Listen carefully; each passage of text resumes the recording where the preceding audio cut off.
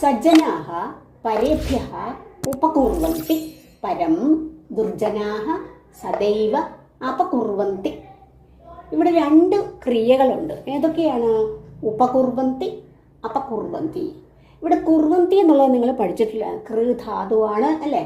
കൃ ധാതുവാണ്, ലട്ടാണ്, പ്രഥമ പുരുഷ ബഹുവചനവുമാണ്. എന്നാൽ ഉപ അപ എന്ന രണ്ട് പ്രിഫിക്സസ്, അതിന് നിങ്ങൾ എന്താ നിങ്ങൾ പഠിച്ചിട്ടുള്ളത്? ഉപ എന്നുള്ളതൊരു ഉപസർഗമാണ്. അപയും ഉപസർഗങ്ങൾ ഞാൻ പഠിപ്പിച്ചിട്ടുണ്ട്. അപ്പോൾ ഉപകുർവന്തി ഉപകാരം ചെയ്യുന്നു എന്നാണ് അർത്ഥം.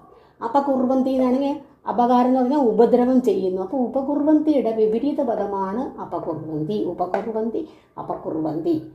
ഉപകുർവന്തി എന്ന് പറയുമ്പോൾ അതിൻ്റെ ബാക്കി രൂപങ്ങൾ ഉപകരോതി, ഉപകുർവതഃ, ഉപകുർവന്തി. ഇനി അപയാണെങ്കിലോ അപകരോതി, അപകുർവതഃ, അപകുർവന്തി ചെയ്യുന്നു എന്നുള്ള അർത്ഥത്തിൽ.